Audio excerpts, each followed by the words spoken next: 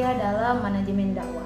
Sumber daya manusia merupakan segala kekuatan atau potensi atau apa-apa yang dimiliki oleh manusia, seperti akal budi, perasaan kasih sayang, keinginan untuk bebas merdeka, perasaan sosial, bakat berkomunikasi dengan pihak lain, kemudian memiliki hak cipta, kemudian rasa, karsa, dan karya. Nah, dengan demikian kita memahami bahwa sumber daya manusia itu harus diartikan sebagai sumber dari kekuatan yang berasal dari manusia-manusia yang didayagunakan oleh organisasi. Nah, pembahasan kita pertama pada materi ini yaitu pengembangan sumber daya manusia. Di mana sama-sama kita ketahui bahwa manusia itu merupakan faktor terpenting yang harus diperhatikan dalam suatu organisasi. Dalam organisasi pun manusia itu diibaratkan seperti urat nadinya atau sebagai tumpuannya dari suatu organisasi. Karena eksistensi sebuah organisasi yaitu ditentukan oleh manusia sebagai pendukungnya. Dalam perkembangan sumber daya manusia atau human resource itu dibagi menjadi dua aspek. Yang pertama yaitu perkembangan secara kualitas dan kemudian kedua itu adalah pengembangan secara kuantitas. Di mana pengembangan secara kualitas ini itu lebih menekankan kepada mutu dari sumber daya manusia tersebut atau baik meliputi kemampuan fisik dan kemampuan non fisik dari manusia tersebut. Kemudian pengembangan dari segi kuantitas, di mana pengembangan dari segi kuantitas ini lebih menekankan kepada banyaknya atau jumlah manusia yang ikut berkontribusi. Selanjutnya yaitu pengembangan sumber daya manusia itu terbagi menjadi dua, yaitu perkembangan secara mikro dan perkembangan secara makro. Perkembangan secara mikro, di mana suatu proses peningkatan kualitas atau kemampuan manusia dalam rangka mencapai suatu tujuan. Proses peningkatan ini mencakup perencanaan, pengembangan, dan pengolahan sumber daya manusia. Kemudian yang kedua yaitu adalah pengembangan secara mikro, di mana suatu proses perencanaan pendidikan, pelatihan, dan pengolahan tenaga kerja atau karyawan untuk mencapai hasil yang maksimal. Nah, materi yang kedua yang kita bahas yaitu adalah maksud dan tujuan manajemen sumber daya manusia dalam dakwah. Di mana menurut Islam, pengembangan sumber daya manusia itu adalah dimaksudkan untuk membina secara pribadi dan kelompok sehingga mampu menjalankan fungsinya sebagai hamba Allah dan khalifahnya untuk membangun dan memakmurkan dunia ini sesuai dengan konsep yang telah diterapkan oleh Allah Subhanahu wa taala.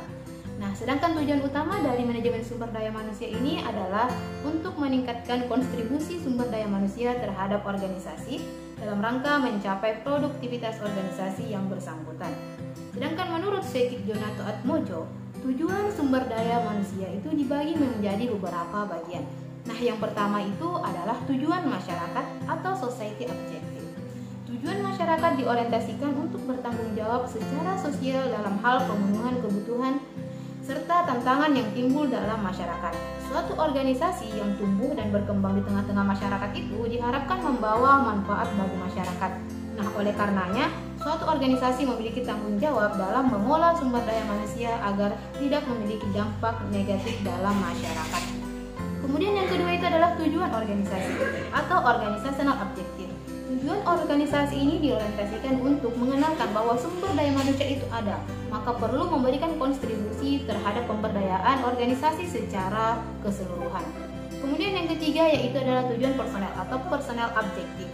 Tujuan ini diorientasikan untuk membantu karyawan atau suatu elemen dalam mencapai tujuan pribadinya dalam rangka mencapai suatu tujuan organisasinya. Tujuan pribadi atau personel haruslah terpenuhi. Hal itu sudah merupakan motivasi dan pemeliharaan terhadap karyawan itu.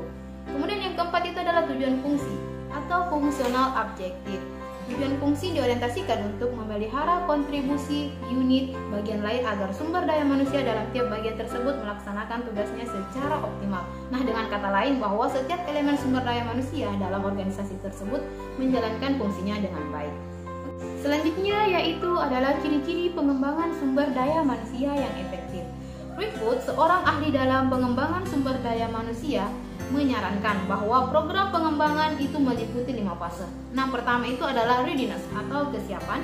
Kemudian yang kedua yaitu adalah planning atau perencanaan. Yang ketiga itu adalah training atau pelatihan. Kemudian yang keempat itu adalah implementation atau pelaksanaan. Dan yang kelima itu adalah maintenance atau pemeliharaan. Suasana kerja dalam organisasi yang dakwah itu diperlukan untuk membangun kualitas anggotanya, Oleh karena itu, diharapkan para pemimpin dakwah harus dapat meningkatkan suasana kerja dalam membina hal-hal berikut. Yang pertama itu adalah kepercayaan. Jadi, kepercayaan itu diperoleh melalui kejujuran yang adil serta menjadi figur atau patut dijadikan teladan oleh organisasinya, oleh para anggota organisasi. Nah, kepercayaan itu dibangun atas sikap ramah dan memperlakukan orang lain itu secara bijaksana. Kemudian yang kedua itu adalah dukungan. Dukungan yang ditunjukkan dengan cara mempercayai anggotanya dan memberikan penghargaan yang diinginkan serta membantu meningkatkan kemampuan para anggotanya. Kemudian yang ketiga itu adalah komunikasi. Hal ini itu berkenaan saling memberi informasi dengan mendengarkan secara seksama. Nah, jadi pemimpin ataupun panutan dalam suatu organisasi itu menjalin komunikasi yang baik kepada para anggotanya supaya tidak terjadi miscommunication.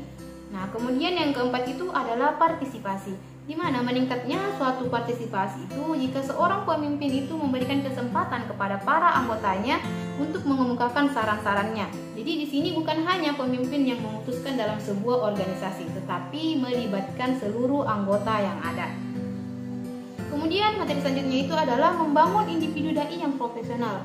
Nah, pengembangan sumber daya dai dengan pendekatan individual itu memungkinkan seorang dai itu memperoleh ilmu pengetahuan dari berbagai cara. Seperti dai memperoleh ilmu pengetahuan dan keterampilan dengan mengikuti seminar, lokakarya, diklat, dan pelatihan yang sejenisnya pada instansi-instansi lain. Nah, selanjutnya itu adalah ciri-ciri dai yang profesional. Di mana ciri-ciri dai yang profesional itu meliputi yang pertama, memiliki suatu keahlian khusus. Kemudian yang kedua itu merupakan suatu panggilan khusus. Jadi seorang dai dalam berdakwah itu tidak mesti mementingkan harta, tetapi mengharapkan ridha Allah Subhanahu wa taala. Kemudian yang ketiga itu adalah memiliki teori-teori yang baku secara universal. Kemudian yang keempat itu mengabdikan diri untuk masyarakat dan bukan untuk diri sendiri. Yang kelima yaitu memiliki otonomi dalam melaksanakan kegiatan.